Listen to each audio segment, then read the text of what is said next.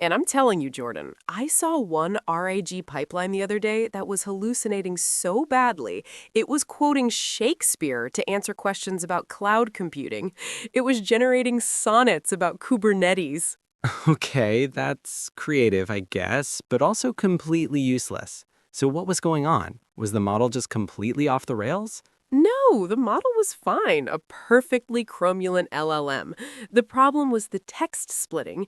They were using some default setting that chopped up the documentation into these tiny, nonsensical fragments. It was like feeding the model a shredded encyclopedia and expecting it to write a dissertation. So garbage in, garbage out, but at the chunking level.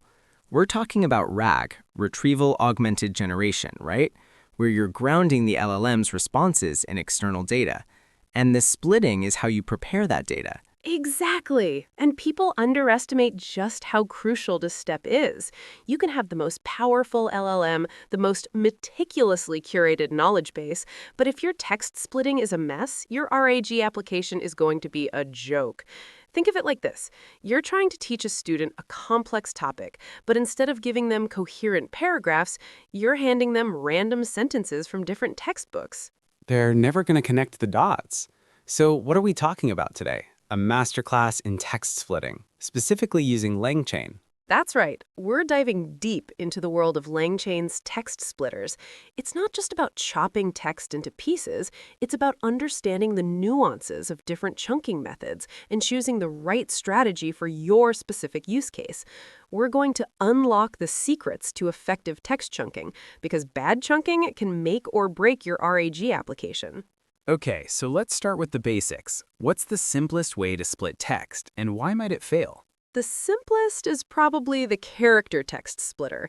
It just splits the text into chunks of a certain length based on characters, respecting a separator if provided. Sounds easy, right?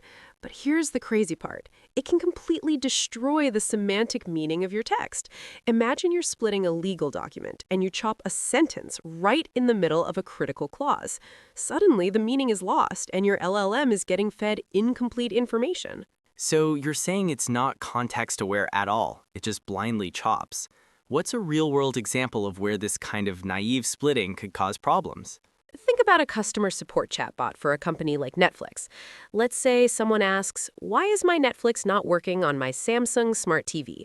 If the character text splitter breaks that question into "Why is my Netflix not working?" and "On my Samsung Smart TV," the LLM might retrieve completely irrelevant information about general Netflix outages or Samsung TV features instead of troubleshooting steps specific to that combination. Okay, I see the problem. So what's the alternative? Something that's a bit smarter about preserving context? That's where recursive character text splitters come in. These are much more sophisticated. Instead of just splitting based on character count, they try to split along semantic boundaries. They have a prioritized list of separators, like paragraphs, sentences, words, and then finally characters. They try to split at the highest level possible, preserving the natural structure of the text. So it's trying to keep related information together within the same chunk. But what if you have really long paragraphs or sentences? Does it eventually fall back to just chopping based on character count? Exactly. It's recursive, meaning it keeps trying to split at higher levels, but if it can't, it eventually falls back to the next level in the hierarchy. This ensures that you don't end up with chunks that are too long while still preserving as much context as possible. Give me an example. How would a recursive splitter handle that Netflix question differently? With the recursive splitter, it would likely keep the entire question intact. Why is my Netflix not working on my Samsung Smart TV? This allows the LLM to understand the full context of the query and retrieve much more relevant troubleshooting information. It understands the relationship between Netflix, the problem, not working, and the specific device, Samsung. Okay, that makes sense, but doesn't that introduce another problem? What if you have documents with wildly varying paragraph lengths? Some are short and sweet, others are massive walls of text. How do you handle that kind of variability? That's a great question, and it highlights a key consideration: chunk size and overlap. You need to find a balance between keeping chunks small enough to fit within the LLM's context window, but large enough to contain sufficient context. And that's where chunk overlap comes in. Chunk overlap. Explain that to me like I'm five. Imagine you're reading a book and each page is a chunk. If there's no overlap, you turn the page and suddenly you're in a completely new scene and you might miss some connection. But if there's overlap, the last few sentences of the previous page are repeated on the next page. This helps you maintain context and understand the flow of the story. So, in the context of text splitting, overlap means that some portion of one chunk is repeated in the next chunk. Why is that important? It's crucial for maintaining context, especially when dealing with long or complex documents. It helps the LLM understand the relationships between different chunks and avoid losing information at the boundaries. Think about code, for example. If you split a code file without overlap, you might break up a function definition, making it impossible for the LLM to understand the code's purpose. So you're saying overlap helps the LLM remember what came before. What's a good example of a company that would need to be really careful about overlap when chunking their data? Definitely a company like Stripe. Their API documentation is incredibly detailed and relies heavily on code examples.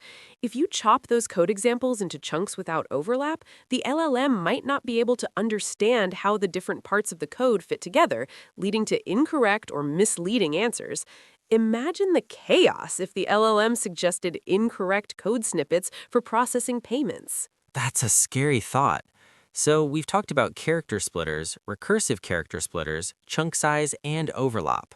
What's the thing that most engineers get wrong when they're implementing this? Here's where it gets interesting. Most engineers focus solely on the size of the chunks, and they completely ignore the semantic content of the chunks. They think, okay, my LLM has a context window of 4,000 tokens, so I need to make sure my chunks are all less than that. But they don't stop to think about whether those chunks actually make sense on their own. They don't consider the ideal structure of the content for the specific task. So they're optimizing for the wrong metric. It's not just about fitting within the context window, it's about providing the LLM with meaningful, self-contained pieces of information. Exactly. It's like trying to build a house out of perfectly sized bricks, but without any mortar. The bricks might be the right size, but the house is going to fall apart. You need to consider the mortar, the semantic relationships between the chunks, to build a solid foundation for your RAG system. Okay, that's a great analogy. So what are some practical things that a software engineer can do differently after listening to this? Let's say they're struggling with their RAG performance. First, stop using the default character text splitter without thinking. It's almost never the right choice. Experiment with recursive character splitters and other more sophisticated methods. Think about the structure of your data and choose a splitter that respects that structure. Second, don't just focus on chunk size, pay attention to chunk content. Read through your chunks and ask yourself, does this make sense on its own? Does it contain enough context to be useful? This is a crucial step that many engineers skip. And what's the third actionable step? Third, experiment with different chunk sizes and overlap values. There's no one-size-fits-all solution. The optimal values will depend on your specific data and your specific use case. Start with small chunks and a reasonable overlap, and then gradually increase the size until you find the sweet spot. Think of it like tuning an instrument. You need to tweak the settings until you get the perfect sound. A good starting point is often a chunk size of around 500 characters with an overlap of 50 to 100 characters. But again, this is just a starting point. Also, consider sentence-level splitting for some document types. Okay, so to recap, ditch the default splitter, obsess over chunk content, and experiment with size and overlap. That's solid advice. It all comes down to this. Your RAG system is only as good as its chunks. Treat your text splitting strategy like a critical architectural decision, not an afterthought. I like that. Your RAG system is only as good as its chunks. I think that's a good place to leave it.